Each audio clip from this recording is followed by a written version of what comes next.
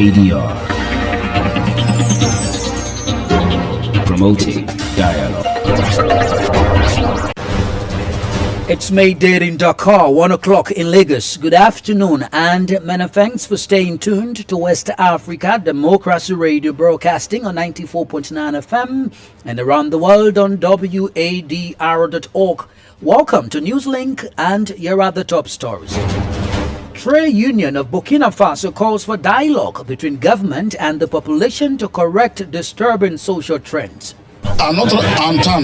We don't need to be a little more divided in the fight against terrorism. The fact that there are kidnappings, the fact that there are indeed imprisonments, and so on, leads to debates among our people. It's not interesting. Officials in Mali dismantled more than 60 illegal mining sites and impounded over 200 pieces of equipment. In Nigeria, Sarap sues the federal government for a 50% hike in telecommunication tariffs. And now, by the time you increase these tariffs, it will create more inflation. And then the same people will go back that there's inflation. We need another increase. An increase will continue, and then you continue to benefit from, what your inaction created. And Liberian President Bouaka is set to deliver his first State of the Nation address today. Details of these stories and more are all coming up shortly. Please stay with us. Here is Augustine Coley with Newslink. Many thanks for joining our broadcast and welcome to our listeners within and beyond the sub-region. Newslink begins in the Sahel region, particularly in Burkina Faso, where the Trade Union Action Unit has expressed concern over disturbing trends such as kidnappings and the high cost of living in the country.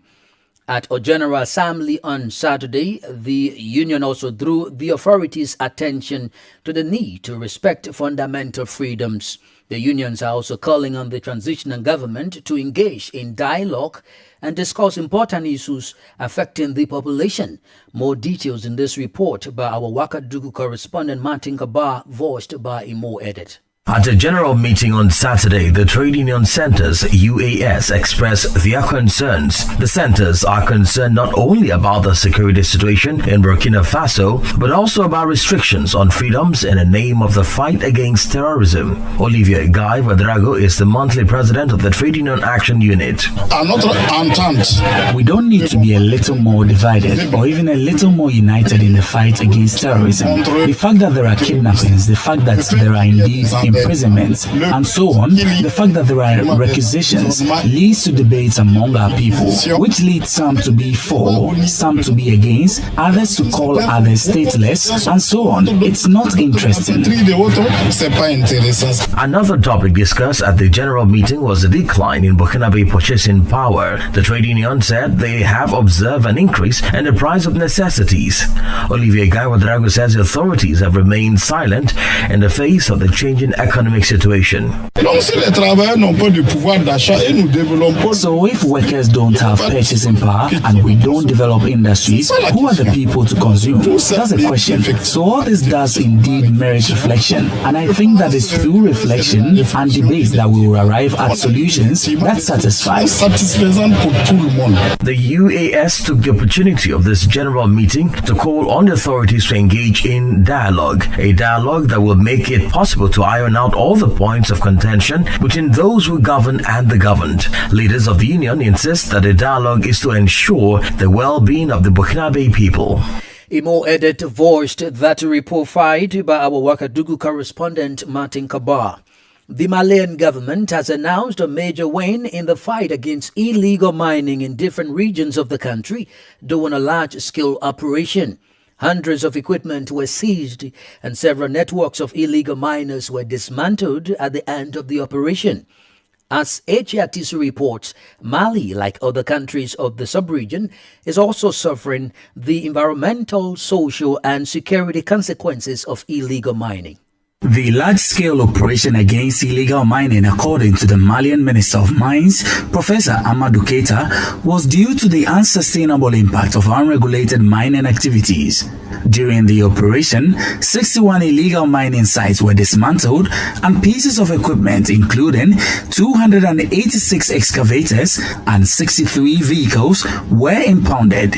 The minister assured that progress has been made, but much remains to be done, essentially in the implementation of short, medium and long-term measures to fight against illegal mining. Increased coordination between the various stakeholders, as well as increased surveillance of risk areas and offering economic alternatives to local populations tempted by these activities, are some of the measures to be considered by the state. Regarding damages done, Professor Keita said illegal operators have caused enormous damage to the environment, including the destruction of fauna and flora, the contamination of waterways. These illicit activities also fuel criminal networks, including terrorist organizations, endangering social peace and the stability of the country. HATC reporting there. Still in the Sahel, the transitional government in Niger is launching an investigation into the operations of certain non-governmental organizations for their potential link to terrorist groups. This decision was announced in a statement by the Minister of Interior, who, on behalf of the state, expressed a doubt about the impact of these NGOs, whose number has increased in recent years. General Mohamed Tumba expressed a critical view of local governance, which he believes plays a crucial role in the vision of the National Council for the Safeguarding of the Homeland. The Nigerian Minister of Defense reported that irregularities have been observed in several communes across Niger. Additionally, General Tumba addressed the involvement of development associations and NGOs in regions affected by insecurity. Well, before leaving the Sahel, let's inform you that foreign ministers from Mali, Burkina Faso and Niger held a strategic meeting in Ouagadougou on Sunday. The meeting aimed to finalize a common strategy for their withdrawal from ECOWAS 1 year after the AES member countries declared their intentions. Jean-Marie Touareg of Burkina Faso, Bakary Sangari of Niger, and Abdoulaye Diouf of Mali together examined the joint strategic document to define the terms of negotiation with the regional bloc. For Bamako's representative, this withdrawal represents an opportunity to establish authentic brotherhood without interference or denomination. For his part, Jean-Marie Touareg expressed the hope that this meeting will lay the foundation for a strengthened sub-regional space in line with the aspirations of the populations. La rencontre avait pour objectif d'examiner, suite au retrait des trois pays, the meeting aimed to review relations between the AES Confederation and ECOWAS following the withdrawal of the three countries.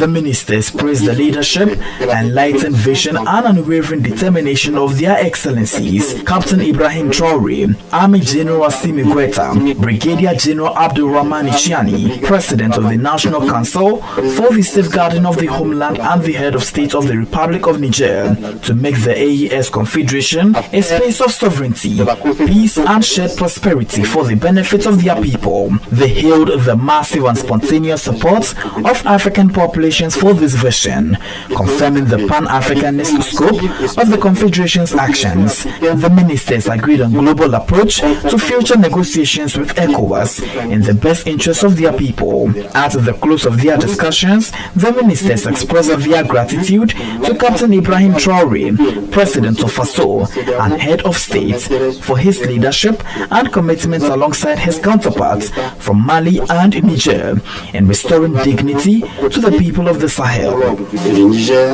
en vue de restaurer la dignité des populations du Sahel. Thus, Jean-Marie Traoré of Burkina Faso. More stories coming up on West Africa Democracy Radio. Newslink continues. Now, in Nigeria, the Socio-Economic Rights and Accountability Project, SERAP, and the Organized Labor have denounced the 50% increase in telecommunications tariffs. In a lawsuit against the Nigerian government through the Nigerian Communications Commission, Serap accused the two of the arbitrary, unconstitutional, unfair and unreasonable increase in telecom tariffs. Serap, in a statement on Sunday signed by its Deputy Director, Kulawul Olawade, alleged that the tariff hike infringes on the rights of the citizens to freedom of expression and access to information. For his part, the organized labor said this action contravenes both the Federal Competition and Consumer Protection Act of 2018 and international human rights standards. Joe Ajaro is the president of the Nigeria Labour Congress. This argument of having a constant tariff, we need to find out where this argument is coming from, because by the time the GSM operators came, the first stage, you didn't have even up to 50,000 subscribers.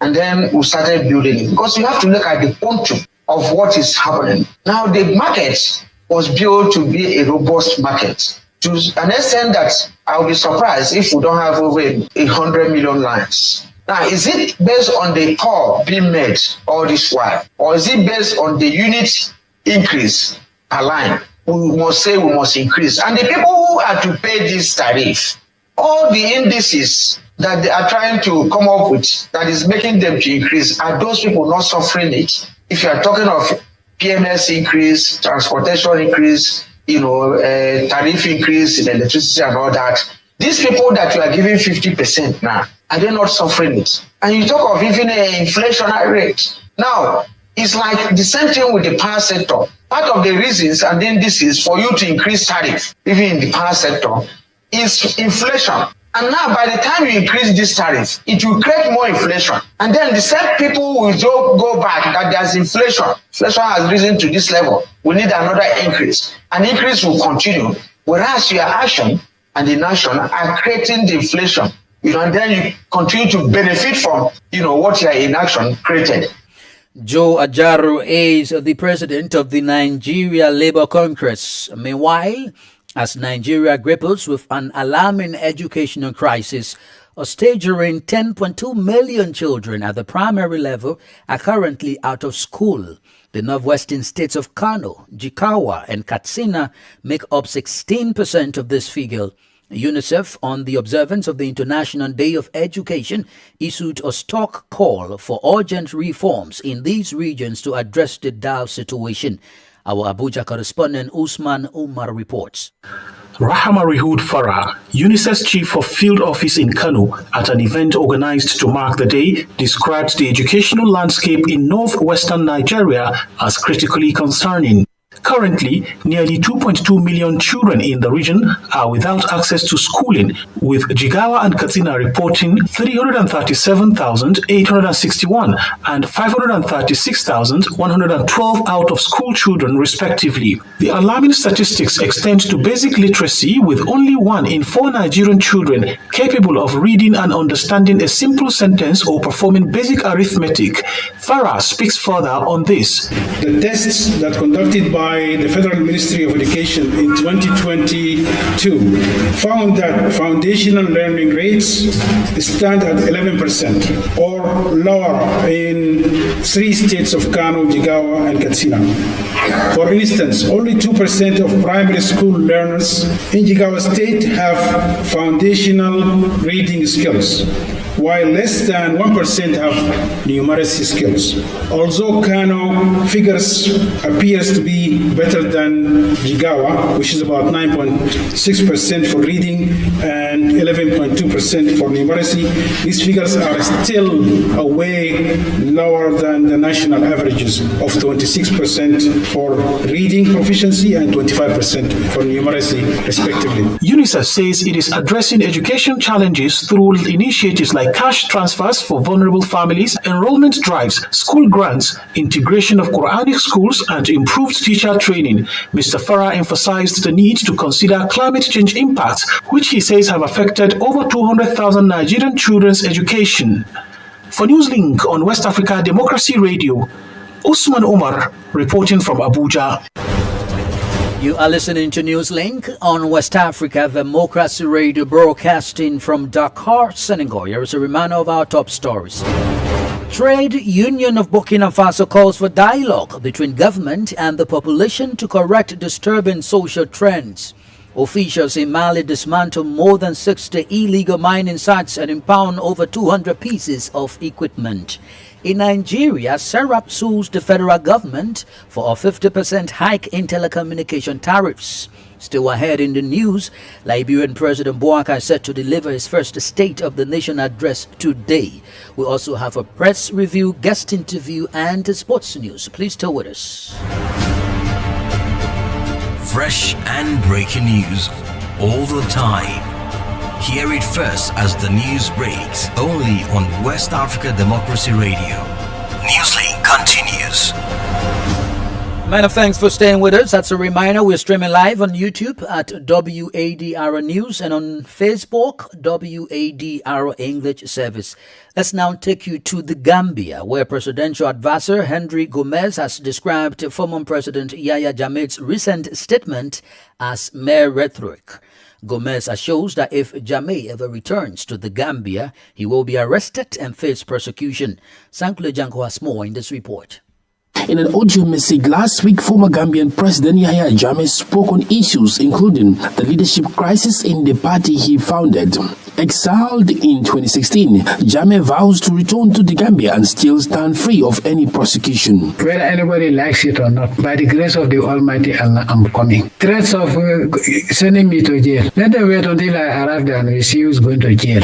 I will come. Just stay and arrest me and put me in jail. You think I'm afraid of going to court? Jammeh's statement stirred conversations and reaction from different quarters about the possible face-off with the justice system or a publicity stunt. But speaking with an emphatic tone, presidential advisor Henry Gomez says the ex-president is not coming back cognizant of what awaits him. For those of you who I hear talk about Jammeh or getting scared that Jammeh will come back, Jammeh is not coming anywhere. If Jammeh comes back to this country, I assure you we will tie him, we'll put him in one place and we will take him to the courts. Gomez further urges Gambians not to entertain Jammeh's rhetorics.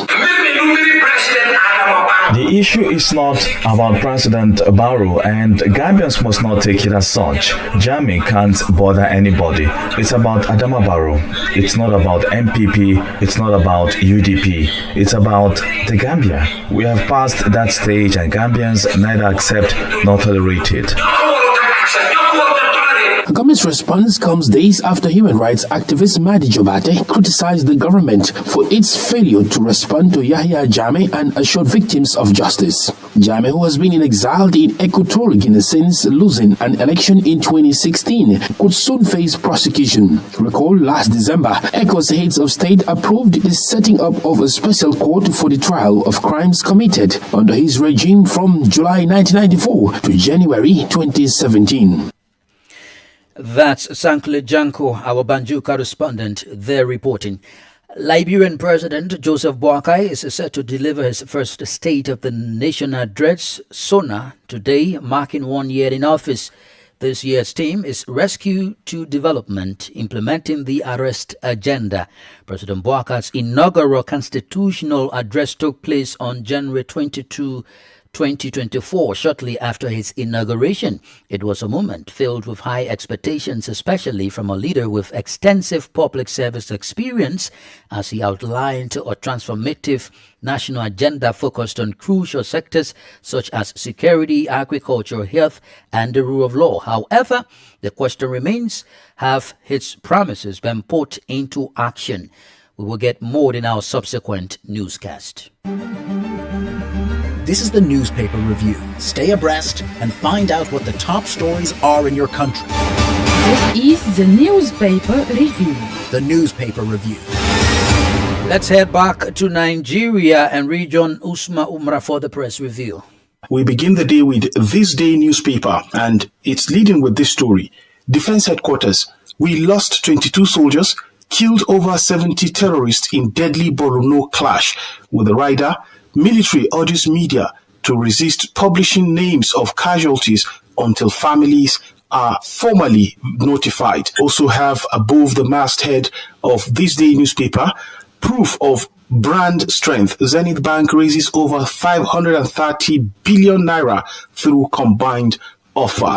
And very quickly, we move to the Punch newspaper that is also leading with this story that is an update on the oil industry. Marketers may dump Dangote fuel as imported petrol cost 922 naira per litre. With a rider, imported PMS landing cost now cheaper than Dangote's price as dealers import 76.8 4 million litres in 2 days. These are some ripples in the oil sector, and we quickly move to the Blueprint newspaper that is leading with this security report saying Northern Coalition lures feet as troop kills 70 terrorists in Northeast with a rider, but we lost 20 soldiers. This according to the Defense Headquarters.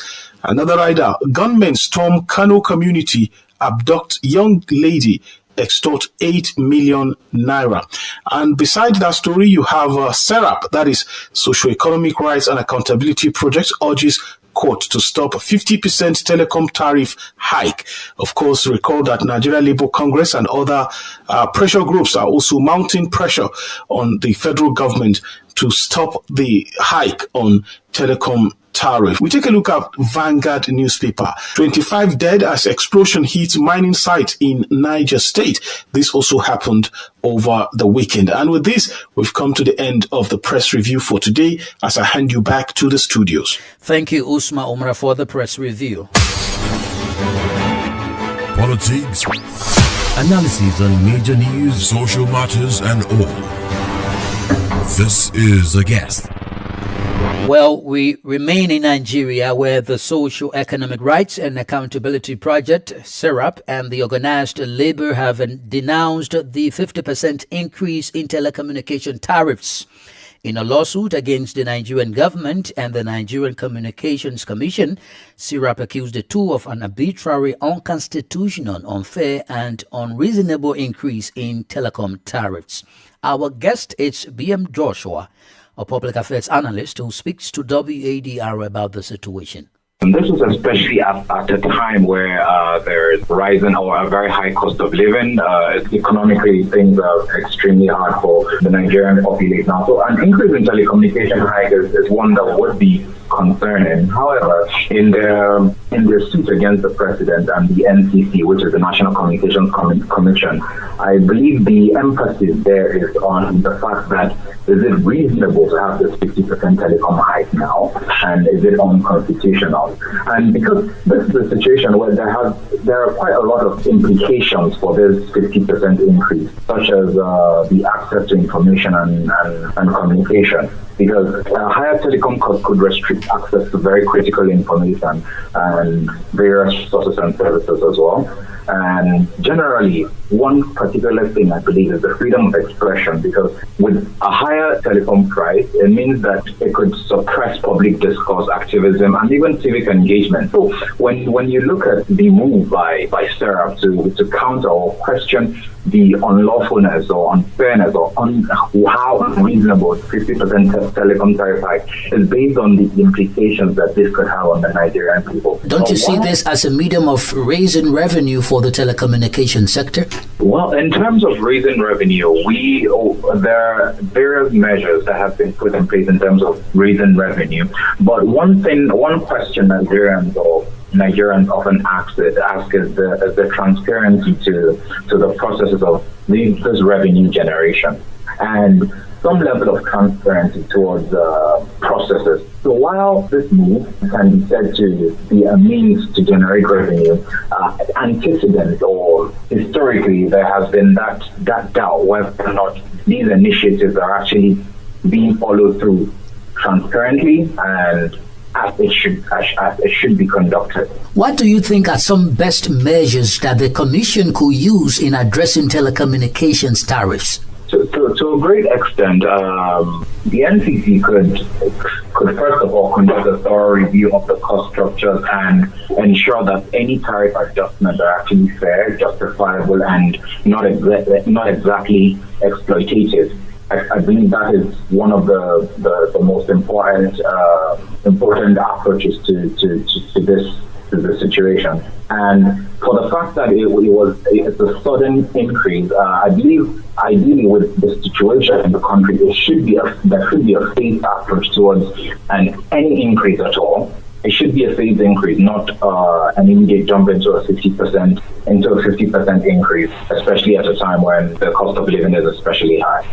BM Joshua is a public affairs analyst. Up next is Sankule Janko with sports.